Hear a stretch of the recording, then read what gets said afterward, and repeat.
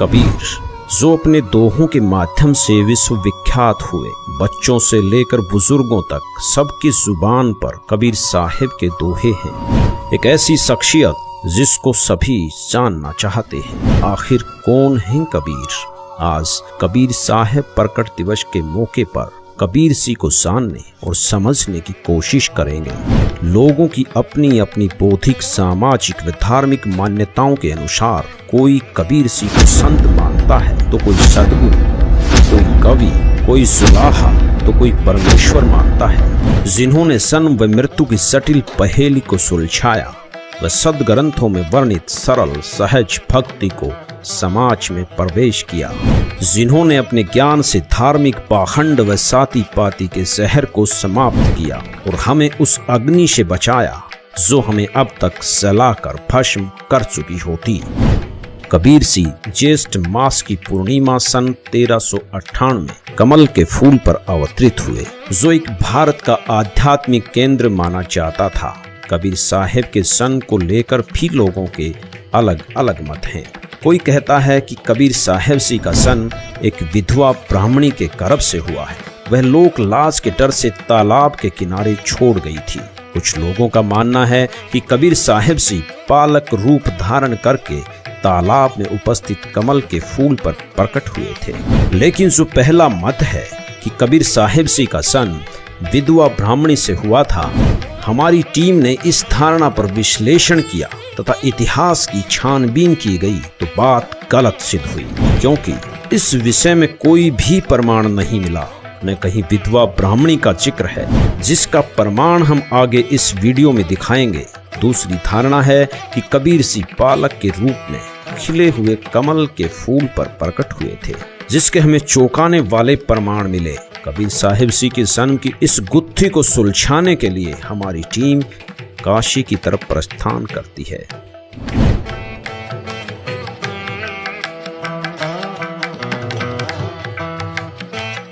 बेशक कबीर सी के बारे में अलग अलग लोग अपनी राय अलग अलग रखते हों, लेकिन उन सब का मूल भाव एक ही है कि वो एक महान संत थे, जिन्हें हिंदू और मुसलमान समान रूप से स्वीकार करते थे।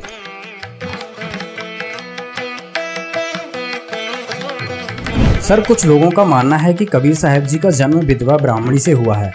इस बारे में आप क्या कहेंगे?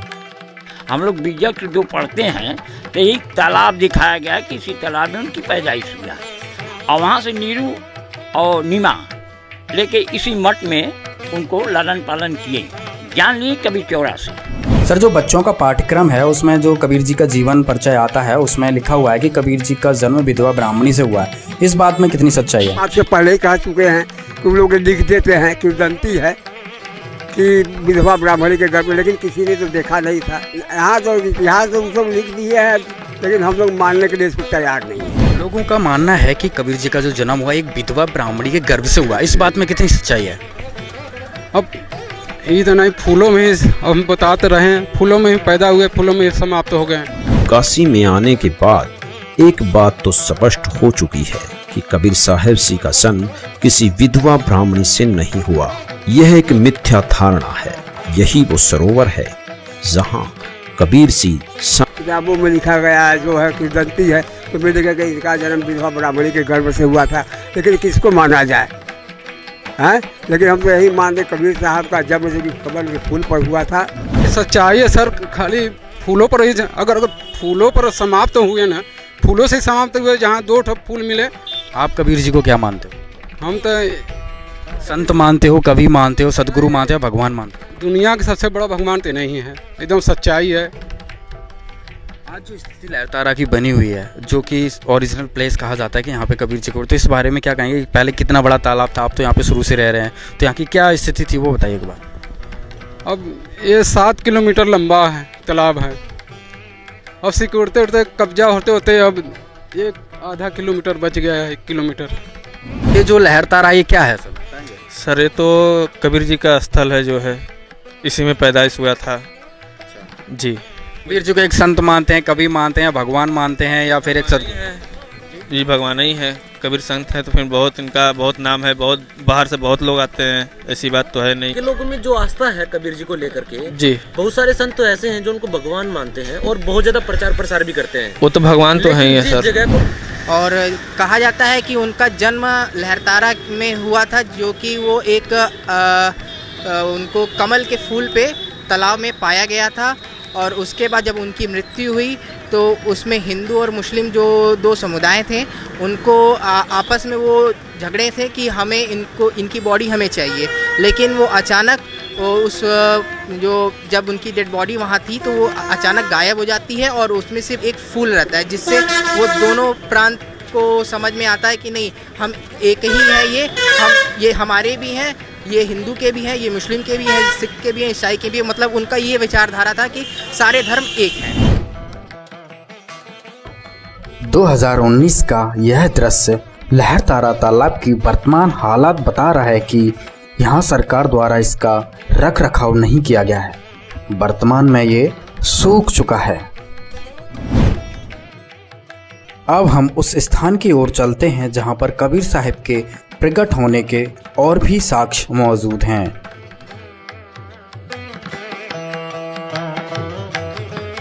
यह वो स्थान है जहां पर नीरू और नीमा ने कबीर साहब को तालाब के कमल के फूल से उठाकर यहां लाए थे। यहीं पर अष्टानंद जी अपनी साधना कर रहे थे। अष्टानंद जी कबीर जी के प्रकट होने के दृष्टा बने थे।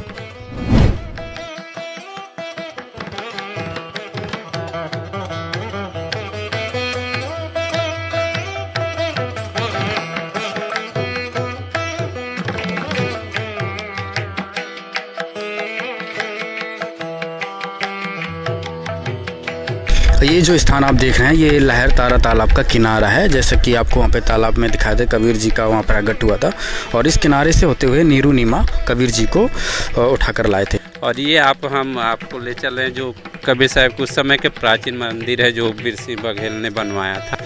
ये जो आप सामने देख रहे हैं ये वीर सिंह बघेल के द्वारा उस समय बनवाया गया था, जहाँ से कबीर साहब जी को नीरू नीमा ने तालाब से उठा के यहाँ पे कुछ देर रोका था। यहाँ पर ये बोर्ड लिखा हुआ है, इस पे सब कुछ लिखा हुआ है। श्री सदगुरु कबीर प्राकट्य स्थल। यह वही स्थल है जहाँ पर सदगुरु कबीर साहब जेठ पूर्णिमा विक्रम संवत 1455 सन 1398 में उतरे थे। इसी स्थल से नीरू नीमा इन्हें उठाकर नीरू टीला, नरहरपुरा, अब कबीर चौरा, काशी ले गए थे। यह मंदिर अति प्राचीन है। इसे आचार्य श्रुति गोपाल साहेब एवं राजाधिराज वीर सिंह बघेल ने विक्रम संवत 1585 माघ सुदी नमी को बनवाया था, जो आज भी अपने मूल रूप में विद्वान है। इस स्थल का उल्लेख देश विदेश के अनेक विद्वानों ने किया है। इसके उत्तर में कुछ दूरी पर कबीर स्तंभ है, जहाँ पर नीरू नीमा ने विश्राम किया था। उस स्थल का निर्माण उत्तर प्रदेश शासन द्वारा कराया गया है।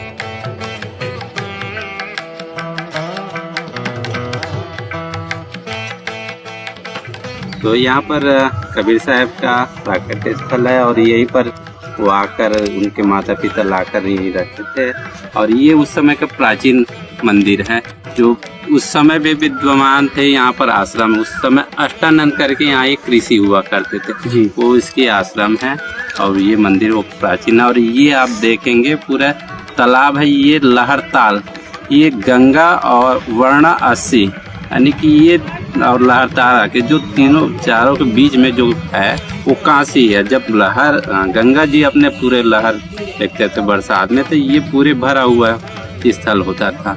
सर, हमारी किताबों में कबीर साहब जी का जीवन परिचय आता है जिसमें लिखा हुआ है कि कबीर जी का जन्म जो विधवा ब्राह्मणी के गर्भ से हुआ है। इस बारे में आप क्या कहेंगे? ये तो सरासर ये ब्राह्मणों के अपने तरह से बनाया, क्योंकि विधवा ब्राह्मणी क्या होते तो उसके खानदान सारी चीज पता होता और वो क्यों छोड़ के जाते उसके सारे कुल का पता होता और तब वो नीरू नीमा को नहीं मिलते हैं। और क्योंकि ऐसा मान्यता है कबीर जी को प्रगट स्थल प्रगट है ऐसा मान्यता है। और उनकी लास्ट में भी वही स्थिति है कि कमल के फूल में मिले और लास्ट में भी कमल हो गया, जो उनकी डेड बॉडी नहीं मिला जब काशी छोड़कर उन्होंने मगहर अपना। ऐसा मान्यता था कि मगहर में मरने से गधा होते हैं और काशी में मरने से मुक्ति होते हैं। तो कबीर जी ने उन्होंने इस भ्रम को तोड़ने के लिए काशी छोड़कर मगहर गया और उन्होंने अपने शरीर वहीं छोड़े तो वहाँ भी उनकी डेड बॉडी नहीं मिली, उसकी जगह भी फूल मिले और जो फूल और चादर मिले तो फूल का मंदिर बनाया गया और वहाँ के जो मुसलमान शासक बिजली खां पटा उन्होंने मजार बनाया और वहीं से कुछ फूल लाकर जहाँ कबीर जी रहा करते थे वहाँ पर एक समाधि दिया गया। यहाँ पर ही ये जो अष्टानंद का विवरण आता है कि जब कबीर जी प्रकट हुए थे तो अष्टानंद को एक प्रकाश दिखा था, तो वो अष्टानंद जी यहीं पर बैठ के तपस्या कर रहे थे। आज भी उनकी यहाँ पे अष्टानंद की, ये आप सामने देखिए, ये उनकी समाधि बनाई गई है। यहाँ से जो उनसे हम जानेंगे। सर, अष्टानंद के बारे में क्या बताएंगे आप? अष्टानंद जी उस समय जो ऐसा मान्यता थे कबीर जी को देते थे, वो उसकी एक तरह संरक्षक थे और वो यहाँ पर बैठते थे और बाद में उनकी ये समाधि यहाँ पर दिया गया। उस समय भी ये आश्रम हुआ करते थे। कबीर जी जब प्रकट हुए थे तो उन्होंने उन आंखों से देखा हुआ था, इस चीज़ का प्रमाण? हाँ जी, उन्होंने देखा था कि कुछ प्रकाश आया, फिर बाद में उनको नीरू नीमा को मिला तब भी पता चला। तो यहाँ पर दोस्तों अभी दिखाया ये अष्टानंद की यहाँ पे समाधि बनी हुई है। तो जो इतिहास में 600 साल पुराना इतिहास है, कोई ज़्यादा लाखों वर्ष पुराना इतिहास नहीं है जिसको ना माना जाए। ये सब एक चीज़ सिद्ध हो गया, ग्राउंड रिपोर्ट आपको दिखाई, इस पे स्पष्ट हो गया कि कबीर जी सशरीर प्रकट हुए थे। यहाँ के जो लोग हैं इनको मूल जानकारी है कि कबीर जी का किसी भी माता पिता से उनका जन्म नहीं हुआ था, वो सशरीर प्रकट हुए थे। तालाब से किनारे से यहाँ पे नीरू नीमा लेके आए थे। उनकी यादगार में यहाँ पे वीर सिंह बघेल ने ये यादगार बनाई और इसी स्थान पर यहाँ पर अष्टानंद, जब कबीर जी का प्रकट हुआ, जब आसमान से प्रकाश का गोला एक आया तो अष्टानंद ने देखा था, तो यहाँ पे अष्टानंद की एक समाधि बनी हुई है। कुछ लोग उनके जन्म को किसी विधवा ब्राह्मणी से उत्पन्न बताते हैं, लेकिन कबीर सिंह ने खुद ही अपने जन्म के विषय में बतलाया है। अवधू अवगत से चल आया, मेरा कोई भेद मुर्म न पाया, ना मेरा जन्म न गर्भ बसेरा, बालक बन दिखलाया, काशी नगर जल कमल पडेरा, तहाँ जुलाही न पाया। मात पिता मेरे कछु नाही, ना मेरे घर दासी, जुल्ला का सुत आन कहाया, जगत करो मेरी हंसी। ये 5 तत्वों का धरना मेरा, जानो ज्ञान अपारा, सत स्वरूपी नाम साहेब का, ओहे नाम हमारा। अगर दीप गगन गुफा में तान्य वस्तु सारा, तेरा ज्योत स्वरूपी अलख निरंजन, वो डरता ध्यान हमारा। हाड चाम लहू ना मेरे, कोई जाने सतनाम उपासी, तारण तरण अभय पद दाता, मैं हूँ कबीर अविनाशी। दरअसल कबीर सिंह का जन्म किसी माता पिता के संयोग से नहीं हुआ, वो अपने निज लोक से चलकर यहाँ के सत भक्ति बतलाने के लिए अवतरित हुए हैं। ऐसा उनसे परिचित संतों ने अपनी वाणी के प्रमाण दिए हैं।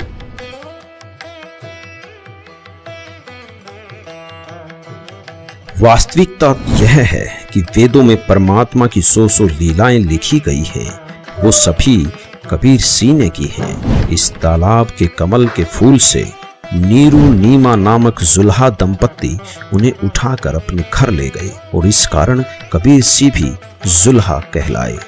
अब चलते हैं कबीर मठ, जिसको कबीर चौरा के नाम से भी जानते हैं, जहाँ पर कबीर जी का लालन पालन हुआ।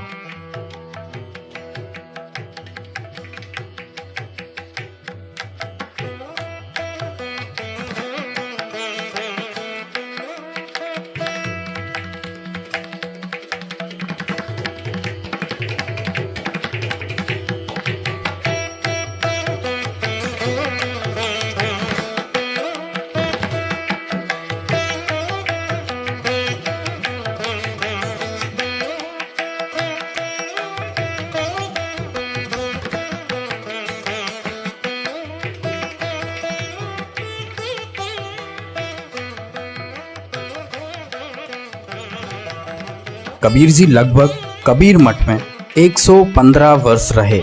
इसके बाद वह मगहर की यात्रा पर चले गए थे। सबसे पहले आपको वो जगह दिखाते हैं जहां नीरू नीमा ने कबीर जी का पालन किया। इस स्थान को नीरू नीमा टीला के नाम से जाना जाता है। कबीर साहब जी की यहीं पर कुटिया थी। मिट्टी की कुटिया होने के कारण जीर्ण शीर्ण हो चुकी थी। अब पुनः इसी स्थान पर एक कुटिया यादगार के रूप में बनाई जा रही है। यह नीरू नीमा की समाधि स्थल है।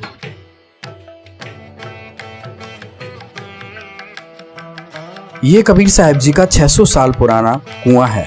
इसमें अभी भी मीठा जल है। आने जाने वाले लोग यहाँ पर इस कुएं के पानी से अपनी प्यास बुझाते हैं। ये इतिहास की वो यादें हैं जिनको कभी मिटाया या भुलाया नहीं जा सकता।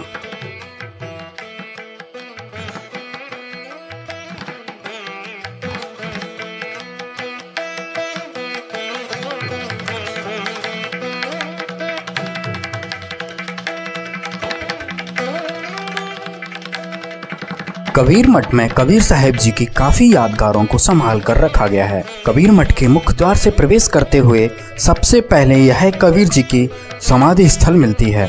जब कबीर जी मगहर में सशरीर सतलोक चले गए थे तो यहाँ के काशी नरेश वीर सिंह बघेल भी गए थे और कबीर साहब के सतलोक चले जाने के बाद वहाँ पर कुछ सुगंधित पुष्प मिले थे, तो वहाँ पर आधे आधे फूल लेकर हिंदू और मुसलमानों ने कबीर जी की समाधि बना दी थी और उनमें से ही कुछ फूल लेकर राजा वीर सिंह बघेल काशी लेकर आ गए थे, जहाँ पर कबीर मठ में ही उन्होंने कबीर जी की यादगार के रूप में यह समाधि बना दी। यह स्थल उस घटना का प्रतीक है जहां पर कबीर साहब जी ने सर्वानंद को ज्ञान में पराजित किया था। संत रामपाल जी ने अपने सत्संगों में इस घटना का काफी विस्तार से विवरण दिया है कि किस तरह से एक ब्राह्मण अपने ज्ञान के घमंड में सर्वजीत बनना चाहता था, जो शूद्रों के हाथों से पानी भी नहीं पीता था, उसको कबीर जी ने अपनी लीला से इस कुएं का पानी पीने के लिए मजबूर कर दिया था। आखिर में सर्वानंद भी कबीर साहब जी का शिष्य बन गया था।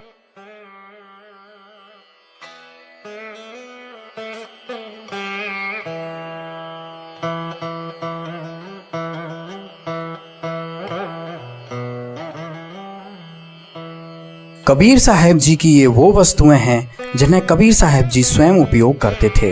ये कबीर साहब जी का वो यंत्र है जिससे वो कपड़े बुनकर जुलाही की भूमिका करते थे और यह गोरखनाथ वाला वही त्रिशूल है जिसमें एक बार कबीर साहब जी और गोरखनाथ जी की ज्ञान गोष्ठी होती है, जिसमें गोरखनाथ जी इस त्रिशूल के ऊपर बैठ जाते हैं तो कबीर साहब जी अपनी शक्ति को दिखाते हुए कपड़े बुनने वाले धागे को ऊपर फेंकते हैं और उस धागे के ऊपर जाकर बैठ जाते हैं। कबीर जी कौन है? कबीर जी पूर्ण परमात्मा हैं और कबीर जी यहाँ 120 वर्ष रह के चले गए। उन्होंने बहुत सारी लीलाएं करी हैं, अनेक लोगों को जिंदा किया है। शेख तकी की मरी हुई लड़की को कब्र से निकाल के जिंदा किया है।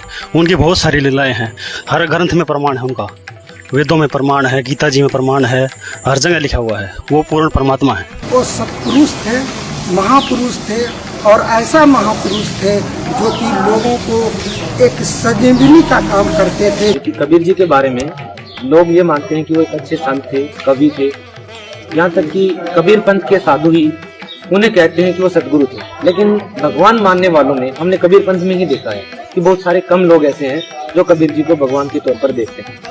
आपकी अगर बात करें तो आप कबीर जी को किस रूप में देखते हैं? देखिए, कबीर जी तो हमारे तो भगवान हैं ही, क्योंकि वो तो एक अच्छे पथ प्रदर्शक है।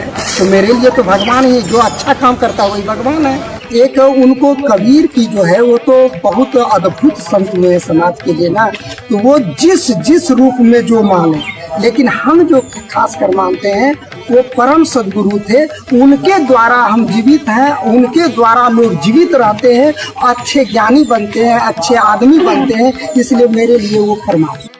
5 वर्ष की छोटी आयु में उन्होंने उस समय के तथाकथित विद्वानों को परास्त किया, लेकिन समाज में अशिक्षा के कारण उनकी प्रभुता बनी रही, क्योंकि कबीर जी उस समय जुल्हा जाति में थे। उन्हें पढ़ने का अधिकार न होने के कारण लोग उनकी बात पर विश्वास नहीं कर पाए, बल्कि उनके सत्य वचनों के कारण उनके घोर विरोधी बन गए। लेकिन रामानंद जी जैसे कुछ पुण्यकर्मी प्राणियों ने उनके मार्ग को स्वीकार किया, जिन्होंने कबीर जी के कहने से गुरु परंपरा बनाए रखने के लिए उनके गुरु की भूमिका की। कबीर साहब जी की रामानंद जी से पहली मुलाकात काशी में ही पंचगंगा घाट पर होती है। कबीर मठ से अब चलते हैं पंचगंगा घाट की ओर।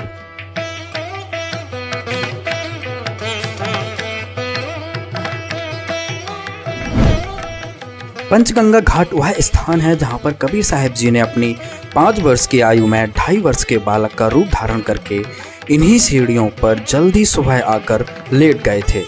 रामानंद जी की कुटिया यहीं ऊपर कुछ दूरी पर थी। जब रामानंद जी नीचे की तरफ आए तो उनका पैर कबीर साहब जी पर पड़ गया। कबीर साहब जी ने रोने की लीला की। तब रामानंद जी ने बालक को रोता देख शांत कराने के लिए एकदम राम का उच्चारण करते हुए नीचे झुकते हैं तो उनकी माला कबीर साहब जी के गले में गिर जाती है।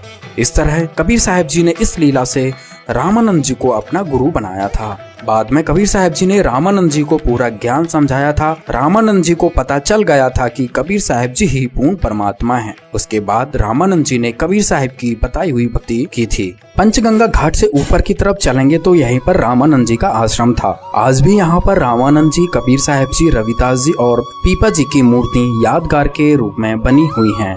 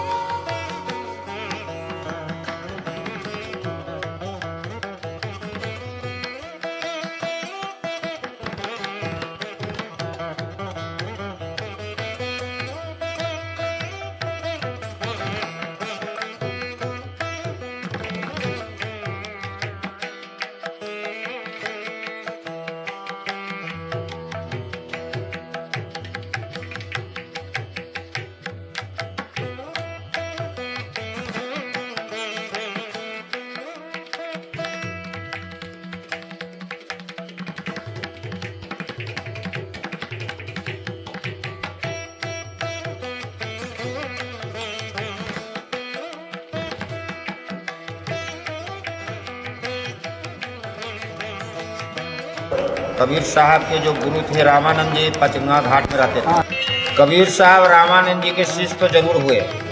रामानंद जी पहले उनको तो शिष्य बनाने से इनकार किया। उन्होंने कहा कि मैं मलेच्छों को शिष्य नहीं बनाता, क्योंकि मुसलमान के यहाँ पाले पोसे गए थे। तो कबीर साहब अपना स्वरूप को बदलकर गंगा किनारे बाल स्वरूप में लेटे थे। रामानंद स्वामी सवेरे 4 बजे जाते थे स्नान करने को, तो अंधियारा में उनका पैर पड़ गए जाते समय बालक पर। उसी समय उन्होंने रामानंद जी ने कहा राम नाम कहो बच्चा, और उनके गले में उनकी माला भी गिर गई उसी समय। तो वो फिर उसके बाद वो चले गए गंगा स्नान करने को। बालक शांत हो गए। फिर उधर से आते तो बालक नहीं पाया उन्होंने। इस तरह से आया। दूसरे दिन फिर रामानंद जी के आश्रम में कबीर साहब पहुँचे। उनके शिष्यों लोगों ने कोलाहल मचाया कि कैसे ये मुसलमानों को आपने भर्ती कर लिया यहाँ। कबीर कहता है कि मैं गुरु किया हूँ रामानंद को। तो रामानंद जी कहा नहीं, मैं उसको तो शिष्य नहीं बनाया हूँ। उसी समय कबीर साहब ने 2 स्वरूप एक साथ दिखाया, और कबीर साहब ने कहा कि देखिए महाराज, आपने इस स्वरूप में मैं गंगा किनारे घाट पर आपने राम नाम का मंत्र दिया, आपने अपने गले की माला भी डाल दिया हमारे गले में। इस तरह से उन्होंने साबित किया। इस पृथ्वी लोक पर 120 साल के वास के दौरान कबीर सिंह ने अलग अलग जगह प्रकट होकर अपने ज्ञान का प्रचार किया। वह अपने निज लोक की महिमा से अवगत कराया। चाहे सुल्तानपुर बेई नदी पर नानक देव जी को, या फिर मथुरा में धर्मदास जी को। नानक देव जी को भी कबीर जी मिले थे, तो उन्हें अपने वास्तविक रूप व सचखंड ले गए थे। इसी कारण नानक देव जी ने पहली उदासी बनारस की थी। कबीर जी ने प्रचलित संतों के इस मत को कि प्रारब्ध के कर्म भोगने से ही समाप्त होते हैं, इसको भी अपने सामर्थ्य से समाप्त किया। वह बहुत से लोगों के इस तरह के कष्टों को समाप्त किया, जिन्हें अन्य प्रारब्ध कर्म बतलाकर उनसे मुक्ति असंभव बतलाते थे। उस समय के दिल्ली के शासक सिकंदर लोधी भी इसी कर्म की मार से दुखी थे, जिनका जलन का रोग पूरे दुनिया भर के वैद्य ठीक नहीं कर सके। तो सब मुल्ला पंडित काजियों ने कह दिया कि ये तो आपके प्रारब्ध का कर्म है। लेकिन उनके उस जलन के रोग को कबीर देव जी ने अपने आशीर्वाद मात्र से ठीक कर दिया, और ये प्रमाण दिया कि वो समर्थ शक्ति थे। यहाँ भी कबीर सिंह ने वेदों के उस बात को सिद्ध किया कि परमात्मा भयंकर से भयंकर रोग का नाश कर सुखी जीवन दे सकता है। चलो आपको 1-2 मिनट की वेदों से प्रमाणित करने वाली वीडियो दिखाते हैं। देखिए, वेद इसको प्रमाणित करेंगे कि परमात्मा घोर पाप का विनाश कर देता है। ये देखिए, ये महर्षि दानु सरस्वती द्वारा ही इसका अनुवाद है। अब देखिएगा, यजुर्वेद के 8वें अध्याय का 13वां मंत्र स्पष्ट करेगा। ये 8वां अध्याय और 241 पृष्ठ पे 8वें अध्याय का 13वां श्लोक। इसमें क्या लिखा है कि देव कर्तस्य एनस्य अवदनमसि, मनुष्य कर्तस्य एनस्य अवदनमसि, पितृ कर्तस्य एनस्य अवदनमसि, आत्म कर्तस्य एनस्य अवदनमसि। एनस्य एनस्य घोर, एनस्य एनस्य माने अपराध के अपराध यानी घोर पाप के भी अवदनम। अब आपको इसका यहां दिखाते हैं 242 पृष्ठ पर इन्हीं का अनुवाद किया हुआ। ये 242 पृष्ठ पे, हे सबके उपकार करने वाले मित्र आप। अब यहां इसने मित्र शब्द प्रयोग कर लिया, यहां परमेश्वर ना लिखा, क्योंकि इसको पता था वेदों को पढ़ने वाला मुझ पर पूरा विश्वास करेगा, और मैंने यहाँ लिख दिया मित्र, तो वो ये समझेगा कि मित्र के बारे में लिखा है, भगवान के बारे में नहीं, इसलिए इसको पढ़ पढ़ा कर आगे चल पड़ेगा। आप दान देने वाले के अपराध के, अवजनम एनस्य माने अपराध के, अवजनम माने विनाश करने वाले, असी माने हो। मनुष्य कर्तस्य साधारण मनुष्यों के किए हुए, एनस्य माने अपराध के, अवजनम माने विनाश करने वाले हो। पितर करते से पिता के किए हुए, एनस्य माने अपराध, ये अपराध ही लिखना चाहिए था, विरोधाचरण लिखा है। अच्छी प्रकार हरने वाले हो, नाश करने वाले हो। अपने किए हुए, एनस्य माने पाप के, एनस्य कहो, एनस्य का अर्थ पाप कहो, एनस्य माने अपराध कहो, एनस्य माने अपराध या पाप एक ही अर्थ होता है। एनस्य माने पाप के, दूर करने वाले, अवजनम माने नाश करने वाले, अवजनम विनाश करने वाले हो, अवजनम माने विनाश करने वाले हो। एनस्य एनस्य अधर्म के अधर्म यानी घोर पाप के भी, अवजनम माने नाश करने वाले हो।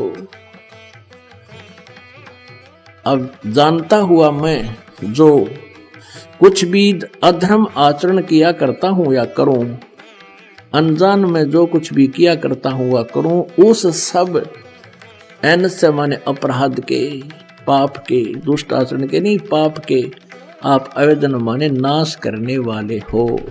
कबीर सिंह के सामर्थ्य से प्रेरित होकर सिकंदर लोधी कबीर सिंह का शिष्य बना, जिससे उनका धार्मिक पीर शेख तकी चिढ़ गया। तो कबीर सिंह को नीचा दिखाने व राजा की नजरों से गिराने के लिए कई हथकंडे अपनाए। बहुत बार कबीर सिंह को हराने के लिए उनकी परीक्षा ली।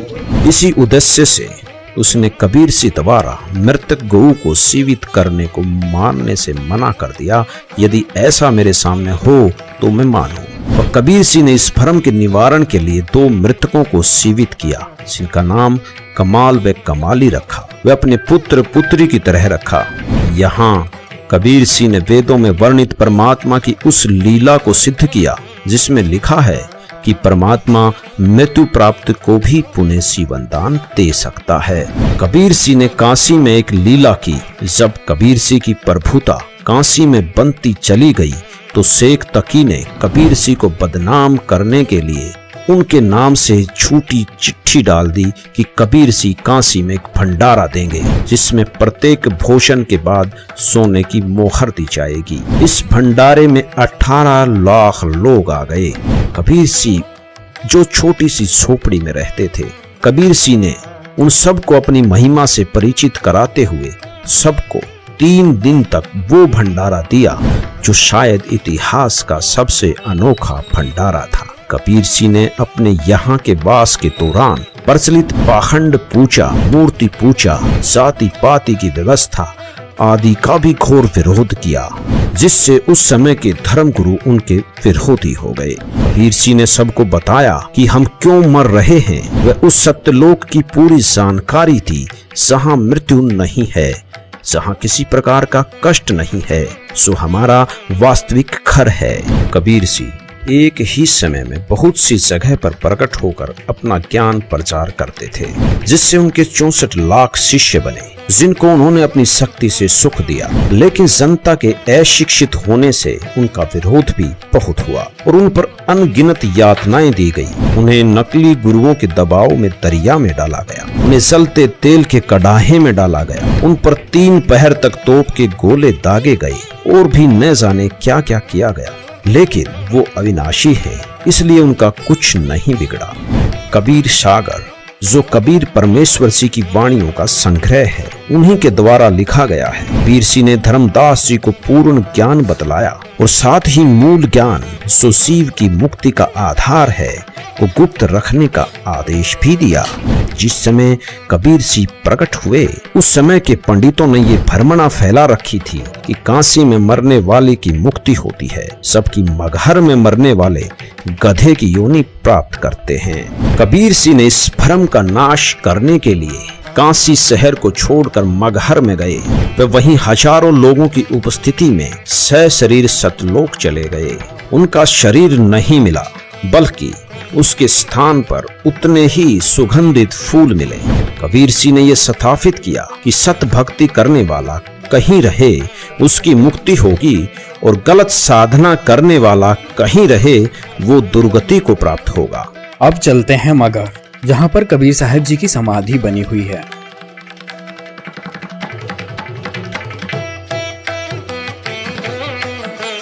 यह समाधि स्थल का मुख्य द्वार है। यहाँ से गुजरते हुए समाधि स्थल पर पहुँचते हैं।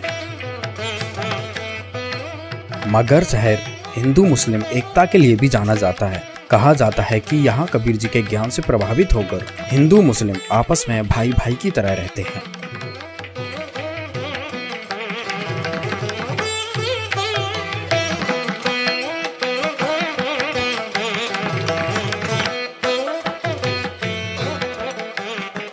अभी आप देख रहे हैं कबीर समाधि व मजार स्थल। यही वो जगह है जहां से कबीर साहब जी सशरीर सतलोक चले गए थे। उनके शरीर के स्थान पर कुछ फूल मिले थे, जिन्हें मुस्लिम राजा बिजली खान पठान और काशी नरेश वीर सिंह बघेल ने आधे आधे बांटकर राजा बिजली खान पठान ने मजार बनवा दी थी और वीर सिंह बघेल ने मंदिर।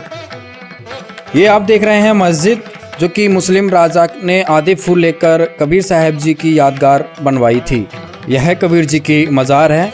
इसकी देखरेख यहाँ एक मुस्लिम परिवार पीढ़ियां दर पीढ़ियां करता आ रहा है। इनसे बात करने पर इन्होंने बताया कि कबीर साहब जी की मृत्यु नहीं हुई थी। कबीर साहब जी के अंत समय में कुछ फूल मिले थे। ये भी कबीर साहब जी को अल्लाह के रूप में मानते हैं।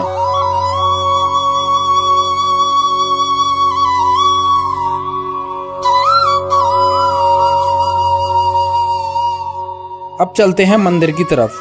ये आप सामने देख रहे हैं, ये हिंदू राजा के द्वारा बनाई गई कबीर साहब की समाधि है। कबीर साहब जी की यहीं पर कुटिया थी। इसी कुटिया के बाहर हिंदू मुस्लिम हजारों की संख्या में खड़े थे। कबीर जी के शरीर को लेकर अपने अपने धर्म की मान्यताओं के अनुसार उनका अंतिम संस्कार करना चाहते थे। इसी बात को लेकर लड़ने के लिए वो तैयार हो गए थे। कबीर साहब ने फिर दोनों राजाओं को समझाया था। अंत में कबीर साहब ने कहा था, आप लोगों को हमारा शरीर नहीं मिलेगा, जो भी वस्तु मिले उसको आधा आधा कर लेना। कबीर साहब जी इसी स्थान से सशरीर सतलोक चले गए थे। कबीर साहब के आदेश अनुसार दोनों राजाओं ने अपनी अपनी धार्मिक मान्यताओं के अनुसार उन फूलों की समाधि बनवा दी।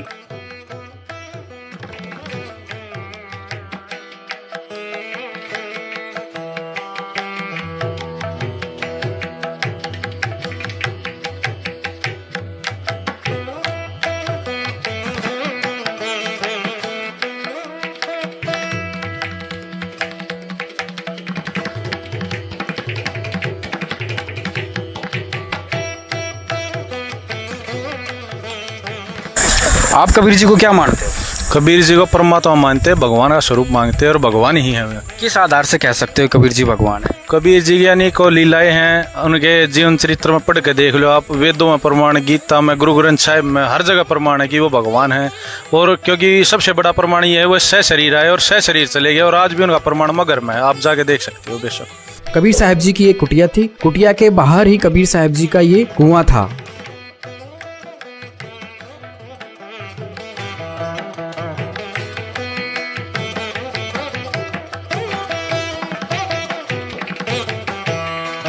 कबीर साहब जी के चमत्कारों में से एक लीला और मगहर में देखने को मिलती है। कबीर साहब जी की समाधि स्थल के पीछे एक आमी नदी बहती है। आमी नदी के विषय में कहा जाता है कि यह शिव जी के श्राप देने से सूख जाती है। जब कबीर जी यहाँ आते हैं तो लोगों की प्रार्थना करने पर कबीर जी ने अपनी शक्ति से पुनः इस नदी को जीवित किया था, अर्थात पुनः बहा दिया था। तब से लेकर आज तक इस नदी का पानी कभी नहीं सूखता है, जो आज हम अपनी आंखों से देख सकते हैं।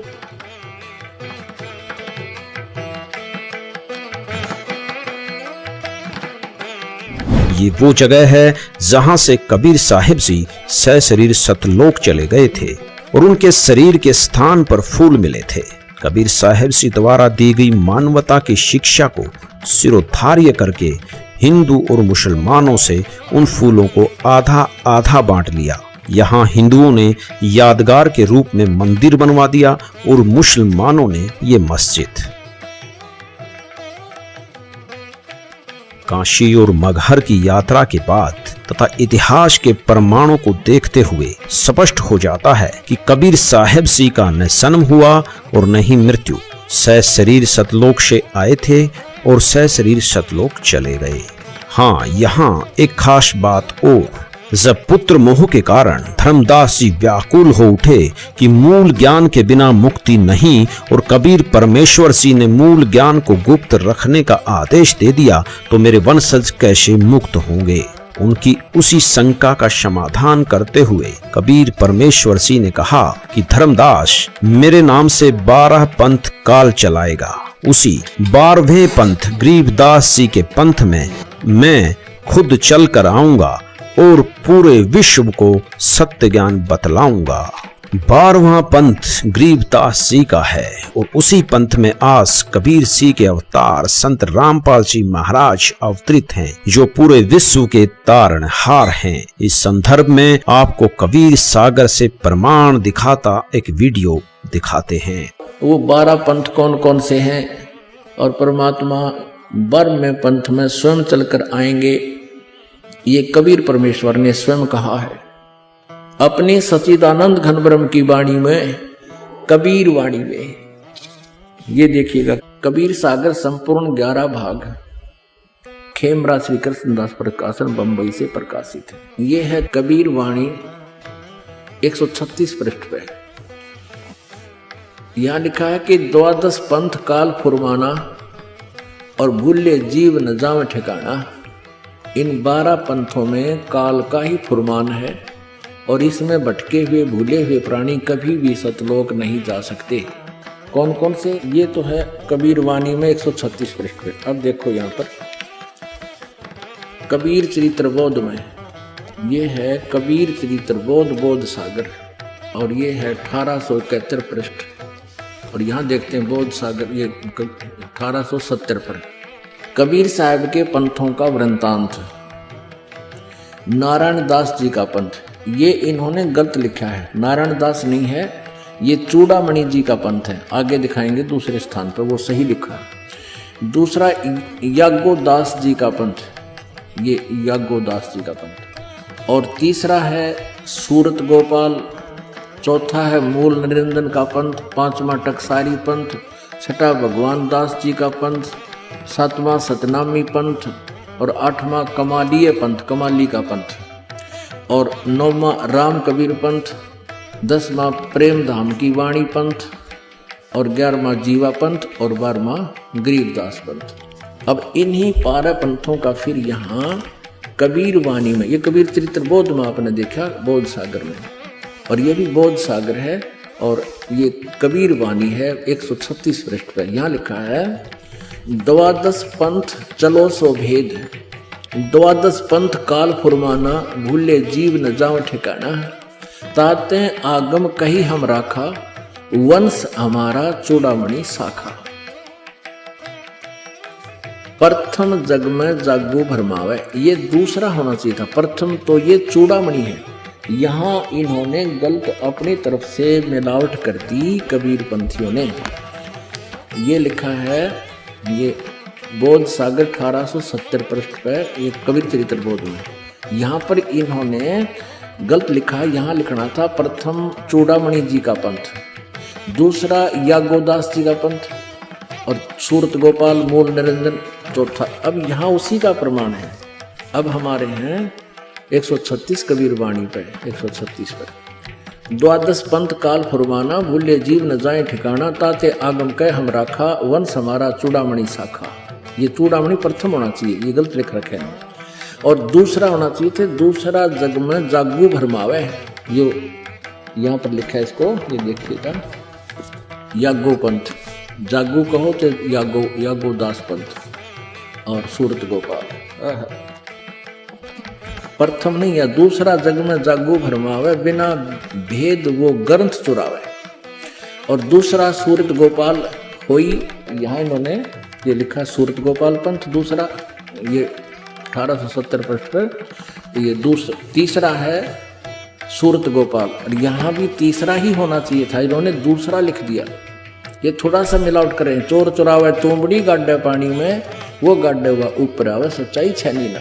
अब यहाँ लिखना था तीसरा सूरत गोपाल होई, और अक्सर जो जोग दृढ़ावे सोई। और चौथा, ये चौथा होना चाहता, तीसरा नहीं, मूल निरंजन वाणी। चौथा पथ टकसार भेद वो, और पांचवा पंथ बीज को लेखो। और छठवां जो सातवां होना चाहिए था सतनामी पंथ। हम अपने काम पर आते हैं, यहाँ देखिएगा। अब 10वां, ये 11वां यहाँ आ जाता है परम धाम की वाणी। अब 12वां यहाँ से शुरू होता है, संवत 1775 होई। ये वैसे गलती से मिसप्रिंट है, यहाँ 1774 होना चाहिए था संवत। गरीबदास जी का जन्म संवत 1774 में हुआ है। संवत 1775 होई, ता दिन प्रेम प्रगटे जग सोई। 12वां पंथ जिसे चला गरीबदास जी को, उसका जिक्र है ये। आज्ञा रहे ब्रह्म बोध लावे, कोली चमार सबके घर खावे, और साख हमारी ले जीव समझावे, असंख्य जन्म ठोर नहीं पावे। 12वें पंथ प्रगट हो बानी। अब 12वें पंथ गरीबदास जी वाले पंथ के विषय में चर्चा चल रही है कि मेरी वाणी यानी मेरी महिमा की वाणी पुनः प्रकट होगी गरीबदास जी द्वारा। परमेश्वर कबीर जी गरीबदास जी को मिले थे। गरीबदास जी काल के दूत नहीं थे, गरीबदास जी ने तो सही ज्ञान दिया, लेकिन आगे वाले कबीर गरीबदास के पंथियों ने उसको समझा नहीं। अब 12वें पंथ प्रगट हो हवा बाणी है नहीं, प्रगट हुआ बाणी और शब्द हमारे की निर्णय ठानी। अब गरीबदास जी के बाद जितने भी उनके अनुयायी हुए हैं, वो परमेश्वर की वाणी जो गरीबदास जी ने महिमा लिखी है वो समझ नहीं सके। 12वें पंथ प्रगट हुआ बाणी, शब्द हमारे की निर्णय ठानी, और अस्थिर घर का मर्म न पावे, ये 12 पंथ हम ही को ध्यावे। कहते गरीबदास वाले पंथ तक भी स्थिर घर, शाश्वत स्थान को प्राप्त नहीं कर सकते, सतलोक को प्राप्त नहीं कर सकते, और हमारे ही उस वाणी को वह आपस में निष्कर्ष करते रहेंगे, उसकी जानकारी एक दूसरे को उलट सुलट देते रहेंगे। 12वें पंथ प्रगट हो वाणी, शब्द हमारे का निर्णय ठानी, उसका निष्कर्ष निकालने की चेष्टा करेंगे पर वो समझ नहीं सकेंगे। अस्थिर घर यानी सनातन परम धाम को प्राप्त नहीं कर सकते, उसका धाम का मर्म नहीं पाएंगे। ये 12 पंथ हमें को धावे। आगे स्पष्ट कर दिया परमेश्वर ने, 12वें पंथ हम ही चल आवे, हम स्वयं आएंगे गरीबदास वाले पंथ में, यानी गरीबदास के रूप में नहीं, उसके पंथ में आगे चल के 12वें पंथ हम ही चल आवे, और सब पंथ मिट एक ही पंथ चलावे। धर्मदास जी से कह रहे हैं कि 12वें पंथ में आऊंगा मैं आगे चल के, और सब पंथ मिटा के एक ही पंथ चलाऊंगा। अब अपना ही परमात्मा दास भेज दिया, अपना वही और शक्ति उन्हीं की काम कर रही है। धर्मदास जी से कहते हैं, तब लग बोधो कुरी चमारा, फिर तुम बोधो राज दरबारा, प्रथम चरण कलयुग निर्याना, निराना, तब मगहर मांडो मैदाना। ये प्रथम पीढ़ी होगी, प्रथम चरण होगा जब मैं मगहर से शरीर चला जाऊंगा। परमात्मा कबीर जी कह रहे हैं ये प्रथम चरण होगा, प्रथम चरण कलयुग निर्याना, तब मगहर मांडो मैदाना, धर्म राय से मांडो बाजी, तब धर बोधो पंडित का जी। अब आगे देखो, 5500 पाँचा, तब ये शब्द होएगा साचा। अब समय आ गया है, कलयुग को लगभग 5500 वर्ष हो गए हैं और अब वो समय आ गया परमात्मा का। ये मेरा कहते हैं आज का बोला हुआ उस समय सत्य होगा ये। अब क्या बताते हैं, धर्मदास मोरी लाख दुहाई और मूल शब्द बार ना जाई। पवित्र ज्ञान तुम जग में भाखो, मूल ज्ञान गुप्त तुम राखो। गोई माने गुप्त रखो, मूल ज्ञान बाहर जो पर ही। ये बिजली पीढ़ी हंस वंश हंस नहीं तरही। 33 अरब ज्ञान हम बाखा, मूल ज्ञान गुप्त हम राखा। गोय माने गुप्त। मूल ज्ञान तुम तब लग छपाई, जब लग द्वादश पंथ मिटाई। वास्तव में कबीर जी इस पूरी कायनात के रचने वाले हैं, ऐसा प्रमाण सभी धर्मों से, सभी सदग्रंथों में है। वेदों में परमात्मा की जो लीला लिखी गई है वो सब की सब कबीर जी ने की। इससे भी स्पष्ट है कि वो परमात्मा हैं। तो फिर उनकी उस वाणी में भी कोई मीन मेख नहीं जब उन्होंने कहा कि वो गरीबदास जी के पंथ में खुद चल कर आएंगे। आप समझ गए होंगे कि वो संत रामपाल जी महाराज हैं। संत रामपाल जी महाराज जी को कबीर परमात्मा संवत 2054 फाल्गुन मास शुक्ल पक्ष एकम मार्च 1997 को दिन के 10 बजे मिले तथा सार शब्द की वास्तविकता बताकर अंतर्ध्यान हो गए। तो इस विषय में आज तत्वदर्शी संत रामपाल दास है, जिला हिसार हरियाणा।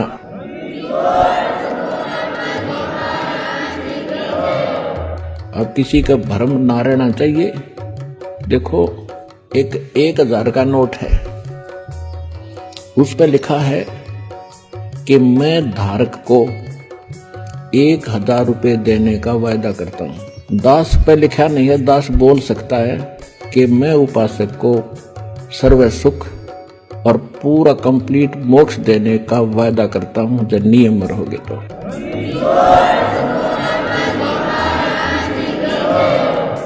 अब आपको वो तत्व ज्ञान और यथार्थ भक्ति और मंत्र समाधान मिला है, इस दास के पास है। और अपना कल्याण कराओ। दास पलकें बिछाई बैठा आपके लिए। आप भगवान के बच्चे हो, सारे जाओगे। दोस्तों, कबीर साहिब जी पूर्ण परमात्मा हैं, ये सिद्ध हो गया। और इस समय में उनके अवतार संत रामपाल जी महाराज के रूप में पृथ्वी पर सशरीर विद्यमान हैं। लगभग 600 साल पहले हम परमात्मा को नहीं पहचान सके थे, लेकिन आज हमें संत रामपाल जी महाराज को पहचानना होगा। अब सवाल उठता है, आखिर क्यों पहचाने? हमें क्या जरूरत है पहचानने की? दोस्तों, मनुष्य जीवन बार बार नहीं मिलता और मनुष्य जीवन का एक ही उद्देश्य होता है, परमात्मा की प्राप्ति। 84 लाख योनियों की प्रताड़ना के बाद एक मनुष्य सन मिलता है। 84 लाख शब्द कहा तो एक सेकंड में जाता है, लेकिन इस नरक को भोगने के लिए हजारों वर्ष लग जाते हैं। 84 लाख योनियों में से यदि एक कुत्ते के जीवन पर भी विचार किया जाए तो कलेसा मुंह को आता है और सोचने लग जाते हैं, क्या ये हमारे साथ भी हो सकता है? बिल्कुल हो सकता है दोस्तों। इसलिए हमें संत रामपाल जी की जरूरत है। यदि हम संत रामपाल जी से नाम दीक्षा लेकर भक्ति करेंगे तो 84 लाख योनियों से तो पीछा छूटेगा ही और साथ में हम सतलोक की प्राप्ति करेंगे, जहां जाने के बाद जीवात्मा वापस जन्म मरण में नहीं आती। संत रामपाल जी महाराज पिछले 3 दशकों से इसीलिए संघर्ष कर रहे हैं ताकि इस पृथ्वी पर मौजूद सभी जीवात्माओं का कल्याण हो सके। धन्यवाद। कबीर मनुष्य जन्म दुर्लभ है, मिले न बारंबार, तरवर से पत्ता टूट गया, बहुर न लगता डार। संत रामपाल जी महाराज अपने सत्संगों के माध्यम से बताते हैं कि 84 लाख योनियों की भयंकर यातनाओं के बाद एक मनुष्य जन्म मिलता है, जिसका सिर्फ एक ही उद्देश्य है कि पूर्ण गुरु से नाम दीक्षा लेकर भक्ति करना, जिससे हमारा जन्म मृत्यु का दीर्घ रोग समाप्त हो जाता है। वर्तमान समय में पूरी पृथ्वी पर पूर्ण व आधिकारिक गुरु संत रामपाल जी महाराज ही हैं और विश्व कल्याण के कार्य में लगे हुए हैं। अतः सभी से निवेदन है कि संत रामपाल जी महाराज से नाम दीक्षा लेकर अपना जीवन सफल बनाएं।